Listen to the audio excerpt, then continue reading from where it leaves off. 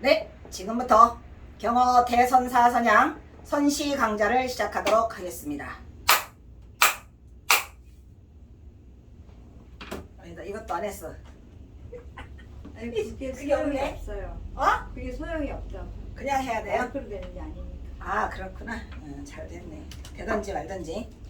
오늘은 제 몇 강? 22강인가? 24강이요. 24강. 24강. 특강은 서간문 2개 남았어. 이제 서간문. 서간문 뭐 12, 14, 12.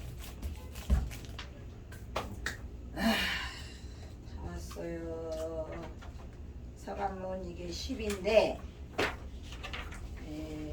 이게 원래는 저 앞쪽에 가서 있어야 되는데 뒤에가 있더라고. 전봉준 주한관한테 보내는 경어선사의 아주 악독한 편지예요. 죽어라 얘기해. 죽어라. 안 죽으면 오지 말라는 건 목숨을 내놔라 라고 하는 아주 그냥 단호한 편지인데 이게 왜 뒤에가 있어? 벌써 만약에 서간문이 순서대로 한다면 여기 오면 안 되는데 이게 서간문을 가지고 있는 사람도 뭔지 몰라. 읽을 수도 없으니까. 그리고 그냥 차곡차곡 모아놨다가 그냥 그 표구점을 갖다 주니까 표구점도 알아요 몰라요? 표구점도 몰라요. 그래서 순서가 뒤바뀌어 갖고 이러한 일이 벌어졌어요. 그래서 이거는 그래서 고인불래 정화우산전이여 인소위 막대화 여산자연이라 이렇게 돼 있죠. 고인 아주 오래된 친구 말이야. 오랜 친구는 그럼 여기서 오랜 친구는 이 전봉준이겠죠, 그죠? 오랜 친구는 본래 뜰에 꽃이 피고 또 지기 전에는 오지 않습니다. 이야, 이렇게 막말을 갖다 경호사가 써놨는데 이게 뭐냐면 진정한 친구란 이런 얘기야. 아주 진정한 친구는 일을 성사시키고 꽃이 다 피고 그 다음에 목숨을 다 바치고 지기 전에는 오지 말라는 거예요. 아, 근데 경호사 이거 보고 스님 정말 단호하셨던 것 같아요. 이게 마지막. 근데 왜 그랬냐면은 이 앞에도 서간문이 있었지만은 뭐 단지를 해라 뭘 잘라라 하잖아요. 사실 경호선사하고 전봉준 장군하고 하면은 물론 나이도 어리지만 전봉준 장군보다 경호선사가 대가 훨씬 셌던 것 같아요. 주저하고 망설이니까 주저하고 망설이지 말아라. 쭉쭉쭉쭉 밀고 나가. 새해가 밝았어. 이러면서 그래도 스님 이렇게 쓰면은 이거 받은 사람은 얼마나 힘들겠어요. 오랜 친구는 본래 뜰에 꽃이 피고 또 지기 전에는 절대 오지 않는다. 찾지 마라 이런 얘기야. 그러면서 그 뒷말이 더 세요. 소위 대장부라면 뭐냐? 아까는 친구라고 해놓고 이제 또 대장부를 들먹거려요. 대장부 들려거리면 무섭지? 머리야? 꽃이 피고 꽃이 핀다는 얘기는 동학농민혁명을 성공시키고 이런 얘기야. 더불어. 그리고 뭐야?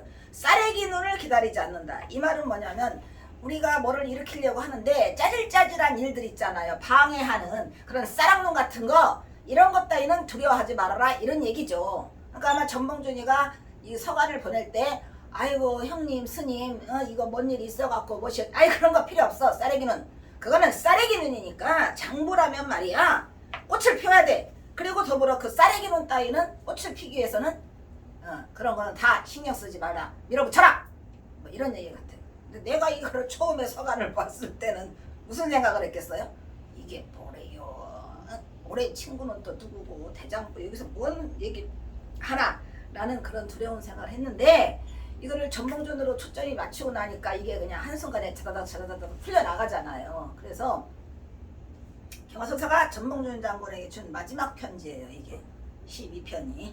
근데 그 서간문에는 12편에 가 있더라고 얘가. 자, 이거 없죠?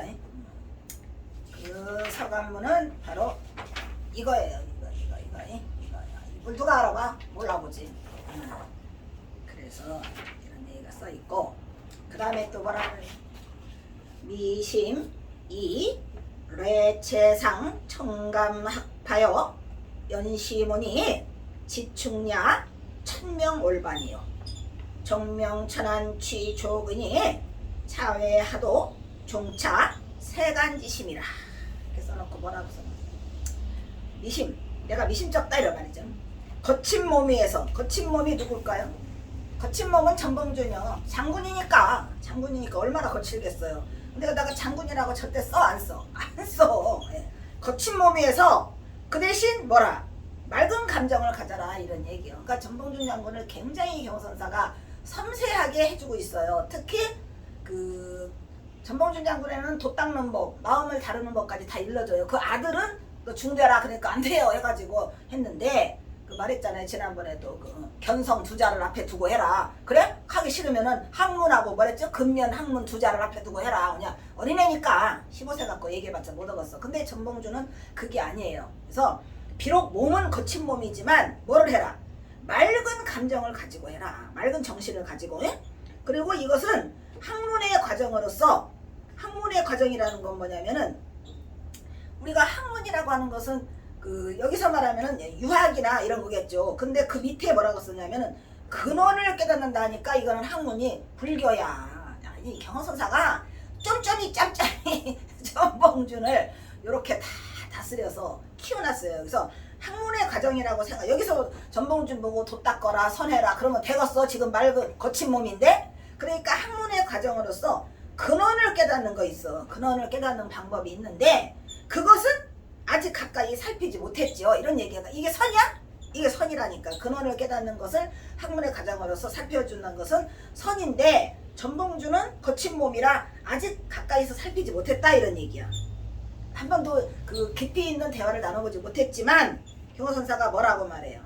내가 그 근원에 대한 깊이 있는 걸 안 했지만 밤하늘의 밝은 달이 정말 이게 경호선사 다운 말. 밤하늘의 밝은 달이라고 하는 것은 보름달 또는 큰 달이 반월로 이를 때까지 축원하겠다. 이건 뭔 소리예요? 달이면 달마다 달 보고 축원하겠다는 거죠. 그러니까 경호선사는 그 뭐라 할까요? 굉장히 신심이 장했던 것 같아요. 엄청나게 축원도 많이 하고 기도도 많이 하고 향도 많이 피우고 밤하늘의 밝은 달이 반월이 이를 때까지 내가 축원을 하겠다. 이거는 어디서 썼냐면 그 고금 아니야 저기 어디죠? 비안도에서 썼어요. 슬픈 이야기야 이거. 비안도에서 혼자 있으면서 달밤에 썼는데 왜 비안도라는 게 나오냐? 여기 나오죠. 반월로 이를 때까지 내가 축원하고 또 축원하고 있으니 뜰 앞에 졸졸 흐르는 한가로운 샘물. 이게 그거예요. 고금 비안도에 가면은 경호선사가 샘물 2개를 파놨어요. 그게 낮이고 밤이고 여름이고 겨울이고 할 것 없이 1년 360일이 흘러간답니다. 그 물을 샘물을. 그러니까 경호선사가 그 뭐라 그래 풍수지리 이런 게 능해갖고 그 정정근이라는 그 할아버지 살아있잖아요. 그분의 아버지한테 그 아래 서당목이라는 거를 주고 경호선사 스스로 올라가 찾아서. 근데 거기가 이 뭐라 그래요 그 우리가 북봉산이죠. 북봉산 북노비봉 거기 위에 중간에 가면 평평한 곳이 있는데 거기는 겨울에 눈이 와도 눈이 안 쌓인대요. 바로바로 녹는데. 근데 내가 한번 가봤거든? 거기 찾으려고 7시간 걸렸어. 근데 평평한 게 나타나요 갑자기. 근데 거기에는 이제 그거는 내가 어떻게 되면 비안도 사람들한테 들었죠. 거기에 샘물이 있는데 거기는 겨울에도 눈이 와도 이게 저기 눈이 안 쌓이고 샘물이 1년 360일 내려갔는데 그게 그 아랫마을까지 와서 그 비안도 섬 사람들이 다 그 물을 먹고 살았대요. 자랑이더라고. 가니까 이렇게 그 샘물에 대한 팻말이 써있고 그 설명이 써있어. 근데 문제는 뭐냐? 그 누가 팠냐? 그러니까 어떤 중이 와서 팠는데 거기다가 절을 지어보려고 주춧돌을 이렇게 쌓아놨대요. 네모지게. 진짜 가니까 평평한 게 있어. 눈물 나더라. 그런데 거기에 샘물이 있었는데 그 주춧돌만 싸다가 갔대. 어느 날부터 안 온대요. 그 이름이 뭐야? 그래서 절골샘이라는 거죠. 신기하게 절골샘이라는 이름이 남아있는데 제가 이제 비안도를 처음에 갔을 때 어디 가면은 잘난 척 하면은 이게 파토가 나거든. 이렇게 이제 약간 초라하게 촌사람처럼 해고 이제 등에다 배낭백을 갔어. 가서 배에서 내리자마자 이렇게 보니까 여기 주민 같아.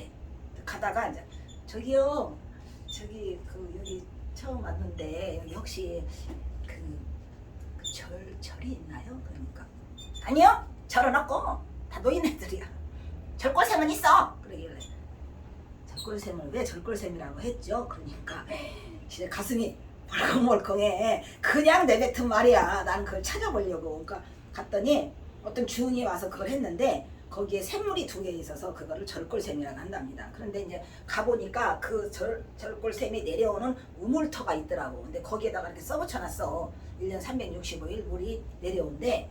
근데 보니까 물이나 아니라 개똥으로 이만큼만 있더라고. 이제 그러거나 말거나 나는 그 절골샘을 찾으려고 갔어.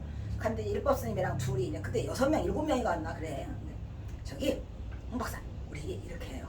저것들이 우리를 잘 안 가르쳐주니까 밑에 샘이 1년 360일 흐르면 촉촉해? 물이 촉촉한 거기만 찾으면 된다. 갔는데 그게 생각보다 쉽지 않아. 물이 촉촉한 곳은 없고 낙엽만 들이다 쌓여가지고 한치 앞을 볼 수가 없어요. 여기가 계곡인지 뭔지를 안 보여. 그래서 막 들이다 갔는데 나중에 7명이 뿔뿔이 흩어졌는데 아무도 안 와. 나만 남았어. 산속에 길을 잃었죠. 모르겠어요. 어디가 어딘지를. 아무도 없어. 다 흩어져서 소리를 아무리 질러도 없어. 난 이제 끝까지 간다고 올라갔는데 막 끓기고 뭐하고 막 진짜 빽빽해요. 그래서 몇 번 막 굴러 떨어졌어. 콱 부딪히고 막 진짜 그 자리에서 부처님께 기도를 했죠. 나 여기서 이거 구하다가 죽어도 좋으니까 부처님 증명이나 쓰세요. 나는 갑니다. 그리고 이제 갔는데 진짜 가보니까 그 터가 나타났는데 그 축축 젖은 곳은 없었어요. 그 샘물이 2개가 있는데 바싹 말랐어. 그래서 내가 그래도 샘이라고 하는 건 여기밖에 없으니까 그렇게 하고 내려왔는데 스님이랑 나머지 일행 몇 명은 스님이 다리 아파서 못 간다고 저 아래에 가서 다 쭈그리고 앉아 계시더라고. 전부 다. 그리고 그 동안홍미 측에서 온 사람은 또 반대편 방향으로 갔어. 그래서 이걸 찾았는데 뜰 앞에 졸졸 흐르는 한가로운 샘물이잖아요. 그래서 내려와가지고 그 비양도 주민한테 물었어요. 아니 내가 샘물을 찾긴 찾았는데 샘물이 안 흐르더라. 그러니까 그 2 사람이 어떻게 하는 줄 알아? 서로 쳐다보면서 눈을 깜빡깜빡 하는 거야. 이것들이. 그러면서 이러는 거야. 이것들이 뭐예요? 사실대로 맞으셨더니 사실은 샘물이 흘렀었는데 1년 전서부터 있는 몇 년 전서부터 안 흐르는데 경사가 떠났는데 흐르겠어? 경사가 떠나시고 난데 안 흐르고 얼마 동안 흘렀었대요. 그러니까 일단은 그렇게 알고 이제 일보선이랑 해서 이제 우리가 온 샘물이 이 샘물이야. 그러니까 그 절 이름이 절골샘이고 그게 된 것이 취향에 내가 좋게 만족합니다. 이건 뭐냐면 이거 경화선사 취향에 딱이요? 앞에 샘물이 절절절절 흐르고 경화선사가 샘물 파놓고 가니까 그러고 있더라고. 굴도 있어 거기에. 그래서 내가 그 굴을 만약에 들어가 볼 수 있다면 거기에 경화선사의 유물이 있지 않을까. 내가 설정스님한테도 그 말 했거든요. 경화선사가 어느 날부터 안 왔는데 다 챙겨가지고 온 게 아니라 벼루나 뭐 이런 게 그 안에 있지 않을까. 근데 동굴은 이렇게 무너져 내리지는 않았지만 입구가 들어갈 수가 없었어요. 내가 막 타고 들어가려고 하는데 안 됐어. 그 다음에 뭐라 그래요? 이 밖에 도가 이 밖에 도가 뭐냐면 내가는 이 흐르는 샘물에 내가 좋게 만족하고 있고 이거 밖에 샘물에 좋게 만족하는 이 밖에 도가 있는데 그 도가 어찌 이 세간의 마음을 쫓겠습니까? 나는 샘물에 만족하고 있으면서 세간의 마음을 두지 않는다 이런 얘기야. 나는 이 도에 샘물이 흐르는 도의 취향에 만족하고 있고 그 밖에는 내가 이 도가 세간의 마음을 쫓지 않는다라고 단호하게 이 서간문에 써요. 한봉주장 서간에. 그래놓고 뭐라 그래? 영이 여회여 지층야 밥이라 전일양야 하설 불비래요. 이 불비래가 나오면 예의를 갖추지 못했던 거에서 서간문을 급히 마무리하는 말이에요. 불비래가 지금 몇 번 나왔죠? 나머지는 나는 어떻게 살아간다? 나 이거 보고 눈물 날 뻔했어.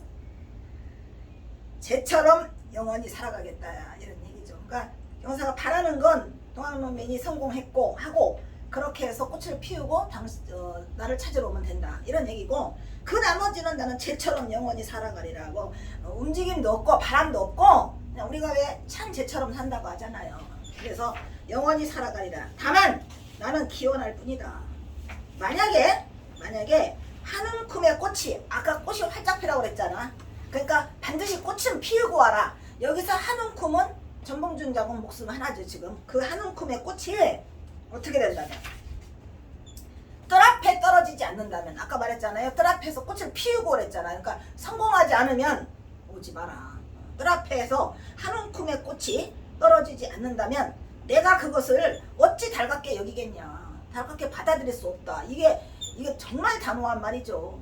그러니까 전봉주 장군이 너무 많이 망설였어요. 어떻게 하냐, 막 새날이 밝았다 온갖 말을 해도 안 되니까 이 경호선사가 처방으로, 극약 처방으로 이걸 보내신 것 같아요. 내가 어찌 달갑게 여기겠느냐, 뜰 앞에 떨어지지 않는다면. 그러면서 갑자기 마무리를 하죠. 준비가 없어 얘를 다 하지 못했습니다. 이게 경호선사가 전봉주 장군한테 보내는 마지막 서간문이고, 동학농민이 일어나기 전이니까 이 서간문은 1894년 1월 이전에 쓴 것 같아. 그러니까 1893년 겨울에 썼거나 12월에 그런 서간문인 것 같은데, 정말 이 서간문이 정말 끔찍했어요. 처음에는 좀 내가 분노했죠. 경호선사 너무해 아무리 그러다도 땅바닥에 목숨 걸고 오라는 게 말이 돼? 근데 그 상황을 본다면 얼마나 단호했으면.